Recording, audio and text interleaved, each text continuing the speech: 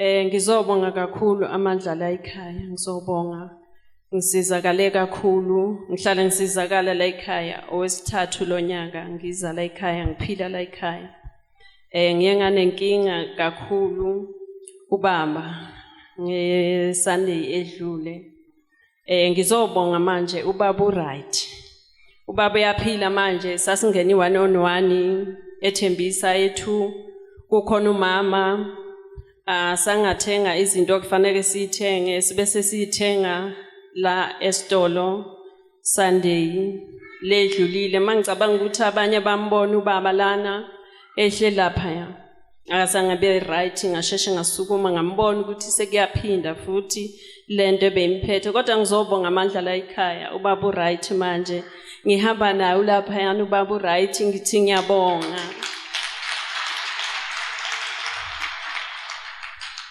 Ngiziyabonga kakhulu ngizonikhuthaza ukuthi noqala ukufika la ekhaya asebenzise izinto za la ekhaya ungahlanganisi mina ayisekho into engiyisebenzisa ngaphandle kogcobo la ekhaya ngithi ngiyabonga ukuthi ubaba uphilile bathi sithenga amanzi amakhulu sathenga la usawoti omhlophe kwaba isipiliti kwaba amafutha a-red kwase kuba isinye isigubhu bekufanele ukuthi asiphuze ngoba ubevaleka bese abayicollapse uthola ukuthi uyama kakhona ukuhamba so manje ube right waphuza lamanzi lawa wafutha futhi endlini ngalesipiliti nalamafutha lawa waba right manje uright ubaba uthe saphuza lamanzi izolo uye wagabha ubaba wagabha emini kade ephuzile ekseni bengivuka njalo ekseni ngiyamphuzisa uye wagabha ngathi hayi iyaphuma manje lento ngathi hayi wayasho ubaba namampostoli washo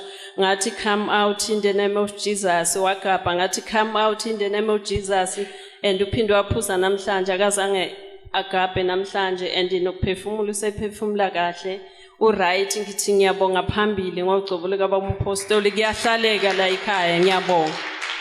I want to thank our Apostle Ibn Hof and Mama Prophetess for what they are doing in our life.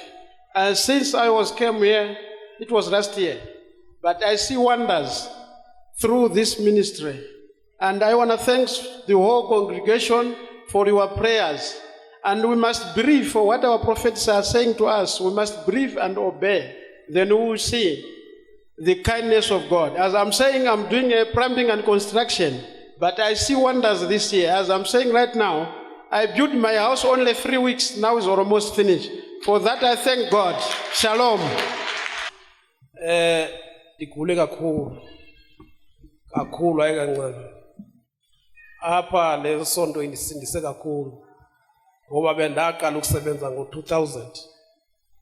Ndazophelelwa ngumsebenzi ngo-2023. Ngendaba ukugula ke phofu.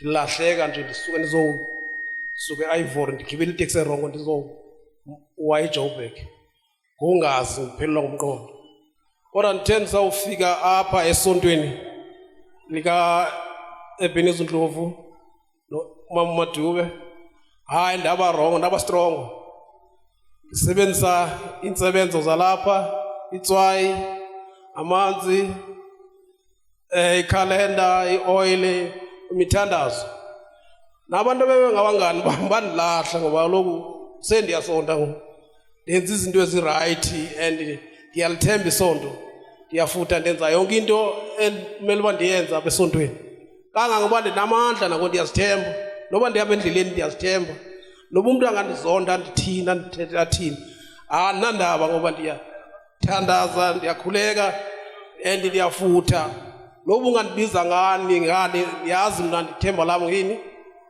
isonto oko nje ndiphila ngesonto amanzi esonto akhona usawuthi ukhona ioil ikhona ungandibiza ngenja ungandibiza ngani uNkulunkulu khona ngiyabonga.